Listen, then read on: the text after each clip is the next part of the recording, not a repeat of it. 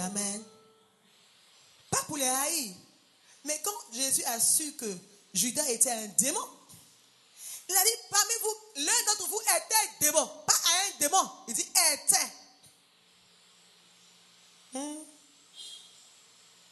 C'est-à-dire que le diable a tellement possédé qu'il est devenu un avec le diable. Mais Jésus n'a pas crié, oh, voilà, je suis le diable. Il est tranquille, il dit, je vais t'aimer.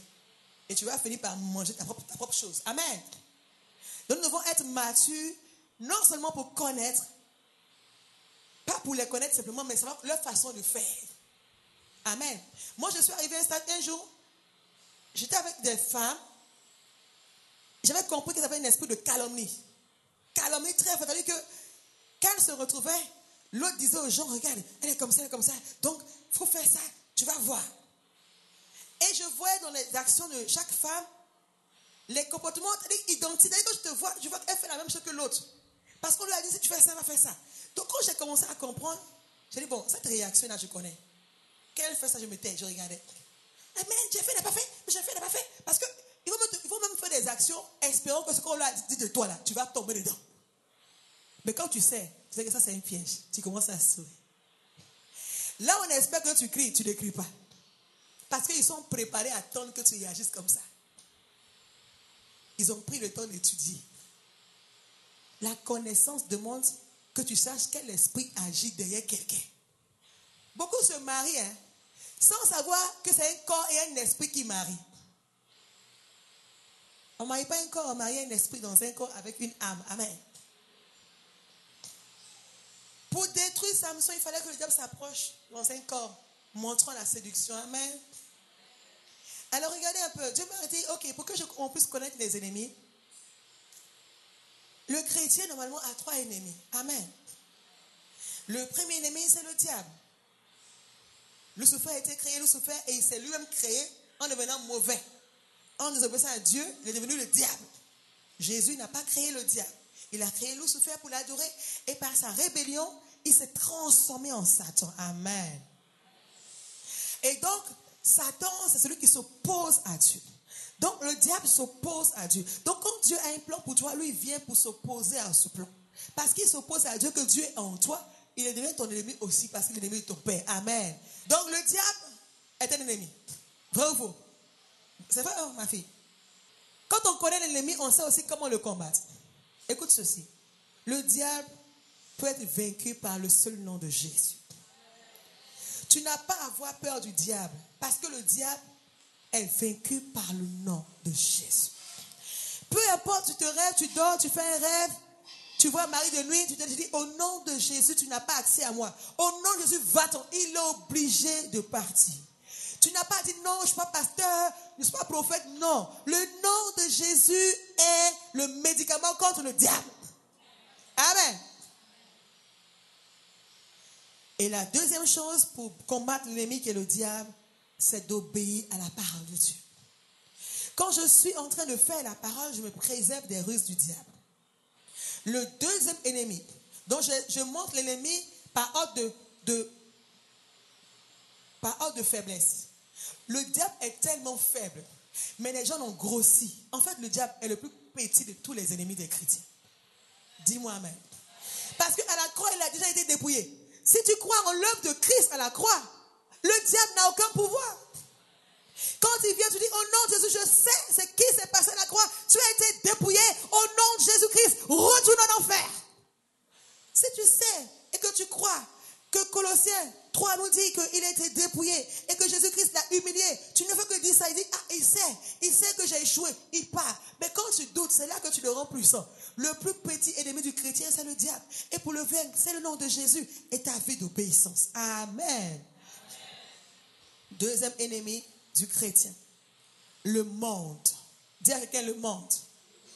Et quand je parle du monde, ce n'est pas les habits, non. Ce n'est pas l'éducation, c'est le système qui vient de l'esprit du monde. Quand une femme s'habille pour montrer les seins, elle est animée par l'esprit du monde. Parce que le monde dit, pour avoir un mari, montre tes seins. C'est la façon de réfléchir du monde, la façon de gagner l'argent dans le monde, la façon de s'amuser du monde qui est l'esprit du monde et qui vient du diable. Et ce monde-là crée des films, crée des habits, crée des jeux, crée des loisirs qui sont animés par le diable. Mais comme on est proche du monde, on pense que non, la proximité dans le monde fait que c'est un ennemi. Le monde est un ennemi. Dis à ton frère, le monde est un ennemi. Quand tu vas trouver un emploi, et puis on dit couche avec moi, c'est le monde. C'est le monde. Ils ont un système pour avoir l'argent, un système pour jouer, un système pour se marier, un système pour s'habiller. C'est un système, mais qui vient directement de l'enfer et qui pousse les chrétiens à ne pas grandir, à ne pas arriver à un maximum de spiritualité. Ils restent des nés spirituels. C'est le monde, c'est un ennemi. C'est le deuxième ennemi, plus grand que même que le diable. Galates 6, verset 14 dit, et c'est Paul qui parle, il dit, pour ce qui me concerne, loin de moi la pensée de me glorifier d'autre chose que de la croix de mon Dieu, de notre Seigneur Jésus-Christ, qui par le monde est crucifié pour moi, comme je le suis pour le monde. Comment je fais pour ne pas que le monde ait un avantage sur moi? C'est que je me laisse aller à la croix. Je décide de mourir à la croix. Je décide d'aller à la croix. Pas de dire, Seigneur Jésus-Christ, tu es mon Seigneur sauveur. Non, je vais à la croix. Je dis, Seigneur, j'ai été crucifié avec Christ. Si je vis, je renonce au monde. Tu arrives à un stade où la musique du monde ne te dit plus rien. Où les habits du monde, ou même les copines du monde. En fait, il y a des chrétiens qui sont ici, hein, mais qui ont plein d'amis prostituées, plein d'amis sirènes, plein d'amis qui sont avec les copains. Mais attends, toi tu es chrétienne, mais tu as meilleur ami, une femme qui soit homme marié, mais tu es sorcière. Non, attends. Donc moi, je suis convertie. Et puis ma meilleure amie, c'est une femme qui soit elle mari d'autrui. Mais elle va prendre ton mari un jour, t'inquiète. Acclame le Seigneur pour ça. Comme tu tolères ça, que ce qu'elle fait là, tu goûtes ça. Comment tu peux être ami avec quelqu'un qui vole le mari d'autrui et c'est que c'est ton ami? C'est que tu fais la même chose qu'elle. Tu vois, c'est illogique qu'une chrétienne mature marche avec une prostituée. Tu ne la gagnes pas à Dieu, mais elle te gagne à quelqu'un. Toute relation t'influence. Toute relation t'influence. Celle que tu marches t'influence. Ne me dis pas le contraire. Si tu n'as pas gagné à Jésus-Christ, elle t'a gagné dans le monde. Je ne crois pas à une femme qui me dit que non, c'est ma amie, mais elle ne m'influence pas. Tu mens. Une fille qui a 16 ans, qui marche, qui couche avec les ministres, c'est que toi aussi tu es comme ça. Vous êtes pareil. Donc toi, tu restes loin de ma maison. Au nom de Jésus-Christ. Ça contamine, hein? Ça contamine. Et puis ça contamine, et puis ça contamine. Vous pissez même toilette. Tu vas devenir un petit aussi cadeau. Ça contamine. Non, vous serez choqué contre moi. Moi, en tout cas, aujourd'hui, j'ai contre moi, c'est tant pis pour lui. Moi, je prêche moi aujourd'hui. Si tu ne veux pas changer, c'est ton problème. Nous, on va prêcher. Si tu marches avec un impudique, il va te contaminer. Parce que Dieu a dit, fuyez de tels frères. Fuyez-les. Si quelqu'un se nomme frère, et puis fuyez-le. Il ne faut pas venir dire bonjour. Dieu a dit ça dans la Bible. C'est moi qui ai écrit la Bible. C'est mon ami. Elle est chrétienne, elle ne change pas, c'est ton ami. Il faut la fuir. Il faut chrétiens, on les fuit. Ils sont plus dangereux même que les païens. Restez là, jouer avec eux. En tout cas, moi, les femmes, je vous dis la vérité. Le foyer n'est pas un jeu où tu vas mettre n'importe qui dans ton foyer. Ce n'est pas un culte. Non, on n'est pas un culte. Je n'ai pas affaire à des enfants. Tu sais, il y a des prédications, on ne prêche pas. On ne prêche pas à l'église parce que c'est pour les enfants. Il y a des enfants là-bas. Là, on n'est pas des enfants, on a grandi là. Hein? Le foyer, ça se protège. Ton mari, c'est juste pas pour n'importe qui. Hein? Quelqu'un me dit Amen? Ceux qui ont les oreilles écoutent. Amen. Ah, Seigneur, tu nous as fait du bien. Donc, le monde, là, c'est un système. Un système de vêtements, un système de comportement, un système. Donc, et puis, on est chrétien, mais on a l'esprit là en nous. Dieu dit quoi? Il dit, si on meurt à la croix, le monde n'a plus d'influence sur nous. Plusieurs chrétiens sont encore dans le monde. Ils vont encore en boîte de nuit parce qu'ils aiment l'amusement du monde. Venir au place pour danser, ça les énerve. Eux, ils préfèrent aller danser en boîte de nuit. La lumière, la foi. Ça, c'est l'amusement. Mais comment tu es chrétien puis boîte de nuit t'amuse encore? C'est que l'esprit du monde est en toi. Amen. Et ceux qui ont l'esprit du monde sont ennemis de Dieu. Et dit, l'amour du monde est inimitié contre Dieu. Donc ceux qui aiment le monde se deviennent des ennemis de Dieu. Donc quand quelqu'un aime le monde, il est ennemi de ton papa. Donc il est ton ennemi. Hey, vous jouez. Si quelqu'un aime le monde, il est ennemi de Dieu. Et celui qui est ennemi de Dieu est mon ennemi. dame de compagnie, il faut bien vérifier si elle aime le monde, il ne faut pas la prendre. Parce que ton mariage, là, elle va prendre son otage. Elle va prendre, même tu as baissé, qui est la mariée même? Elle a mis décoration, elle t'a dépassé. Parce qu'elle veut ta gloire. C'est dangereux. L'amour du monde aime se faire voir. Amen. Faites attention à ceux qui aiment le monde. Vous aussi, qui renoncez à l'esprit du monde. Dis Seigneur, je renonce à l'esprit du monde au nom de Jésus. Et le troisième ennemi du chrétien, c'est la chair. C'est le plus dangereux. Parce que la chair est collée à la peau. Souvent, quand on a la chair claire, donc ils sont tellement jolis qu'on pense que c'est un ami. La chair, là, c'est pas ton ami. La chair que tu vois là, regarde ta chair, il faut dire, hé! Ennemi numéro 3. Le plus grand ennemi du chrétien, c'est sa propre chair. La chair, quelqu'un la chair. Il dit, je dis donc, marchez par l'esprit. Et vous n'accomplirez pas les désirs de la chair. Car la chair a des désirs contraires. La chair s'oppose au Saint-Esprit. Donc la chair est l'ennemi du Saint-Esprit. Donc la chair n'est pas ton ami. Hein? Tu ne savais pas ça? Ah non, mais je suis bête. Moi, comment? Bien aimé, la chair là, c'est vrai que c'est notre. Il y a le corps et puis il y a la chair. Vous savez c'est quoi la chair? La chair, je vais vous expliquer ce que c'est que la chair. Quand on était en Jésus, quand on est né, on avait l'esprit, ok? Et le péché d'Adam et Ève, on a fait qu'on est mort, ok? L'esprit s'est séparé, l'esprit de Dieu en nous, c'était éteint, ok? Et notre âme, qui est là où il y a l'intelligence et le caractère, c'est associé à notre corps. C'est l'union du corps et de l'âme qu'on appelle la chair. Lorsque tu deviens chrétien, tu acceptes Jésus-Christ, la vie de Dieu revient. L'Esprit Saint, pouf, la lumière. Donc, tu as une nouvelle création à l'intérieur. Mais l'alliance de la chair, qui est le corps, et l'âme, qui n'est pas en Jésus, sont unis pour dire, nous là, on va combattre l'esprit là. Dieu n'a pas grandi en toi. Tu vas rester bébé spirituel. Donc, les deux là, ils sont en fait union. C'est là union qu'on appelle la chair. Quand l'esprit dit, il faut prier, dors. On dort. On dort. L'âme dit à la chair, au corps, t'es nouveau là. Comme tu t'es habitué à te renouveler avant, lui, il ne veut pas changer. Donc, il t'emmène dans le vieil homme. Il vient par l'âme. Parce qu'il y a un souvenir de ton passé, dans ton âme. Et là, il va dire, priez, non. Allons en boîte de nuit. Alors, et il pousse le corps, et le corps maintenant va en boîte de nuit. Et l'esprit maintenant, il est seul. Il est triste. Dieu dit, n'attristez pas l'esprit. C'est ça. Et quand l'esprit s'attriste une fois, deux fois, après il se tait. Dieu dit, n'éteignez pas l'esprit. Donc, quand tu veux maintenant grandir, qu'est-ce que tu dois faire? Tu dois assujettir ta chair. La chair, c'est quoi? Ton âme. Tu prends la Bible, tu commences à lire pour que l'âme mange la parole. Tu dis, moi, il est écrit, je suis né de Dieu. Tu commences à dire à l'âme que toi, je vais t'éduquer pour que tu puisses accepter Dieu. Donc, l'âme va commencer à écouter la parole. Tu vas commencer à faire la parole.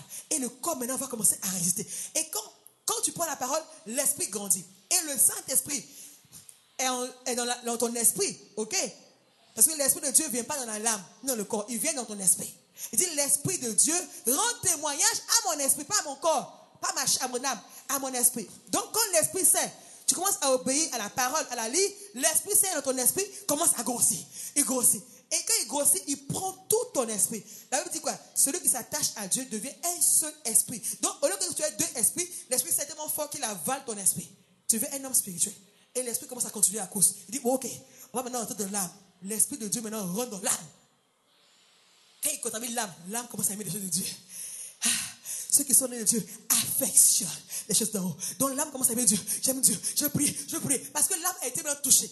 L'esprit continue son voyage. Il dit, bon, on a pris l'âme, on a gagné l'âme. On va maintenant prendre le corps. Le corps commence. Il dit au corps, lève-toi, prie. Tu as souvent, tu dis, je prie quand même parce que Dieu m'a dit. Tu lèves. Le corps commence à obéir à la voix de l'esprit. C'est un chemin. C'est plus long qu'aller à mon combat. Parce que entre la distance entre ton esprit et ton âme et ton corps, c'est des années-lumière. On est un comme ça, mais on a une distance en nous. Donc, le corps là et l'âme, on dit nous là, on va s'opposer à Dieu en toi. On va faire en sorte que tu vas rester pas bon chrétien. C'est la guerre là qui est là. Donc, il y a une guerre. Et Paul a dit, le bien que je veux faire, je n'arrive pas à le faire parce que en moi, combat la loi du péché. C'est une guerre interne. Et la guerre là, elle est pire que pour le diable. Parce que Ton ennemi est sur ton corps. Vous vous levez ensemble.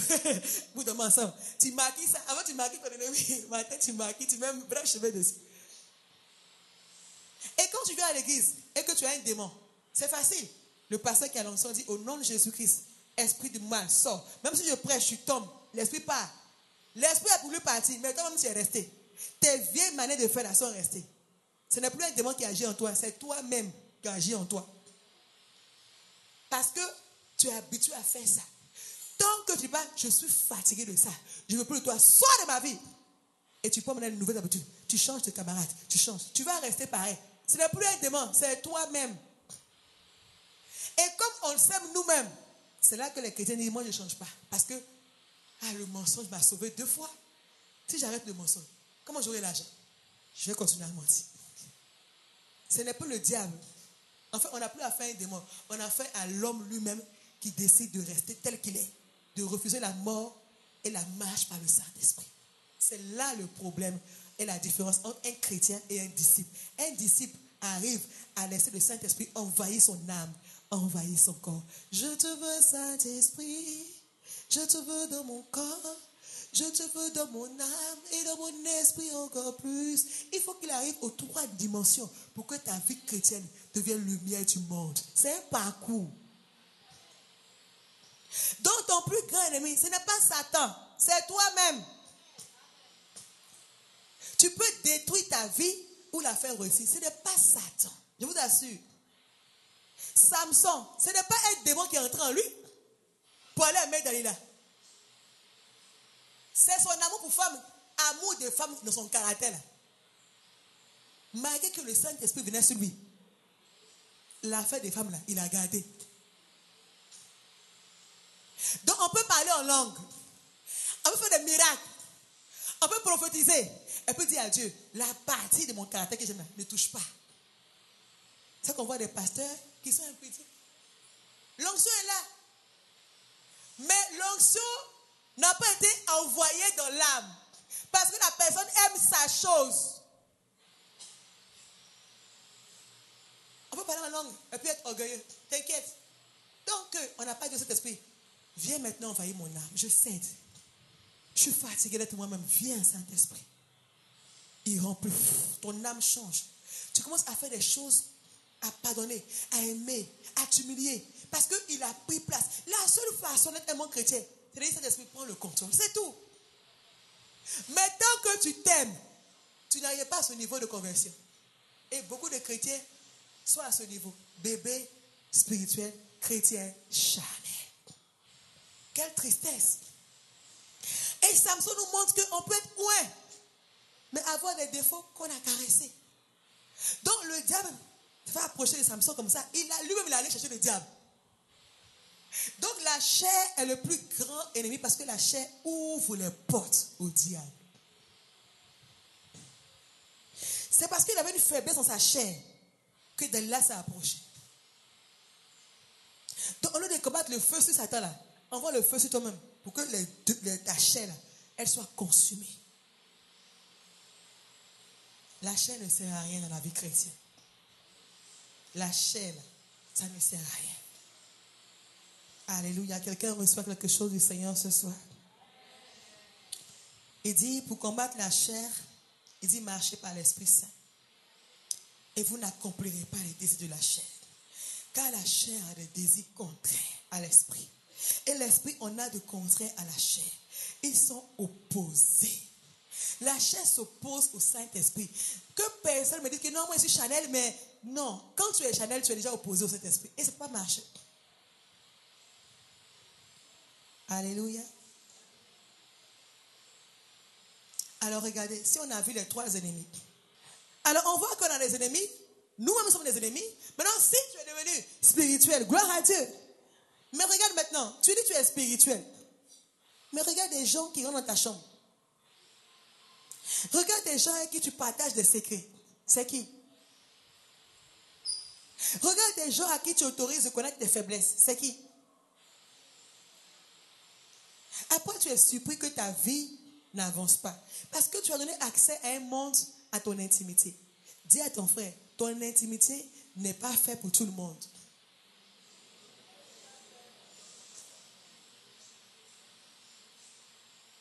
Vous avez compris. Vous avez compris.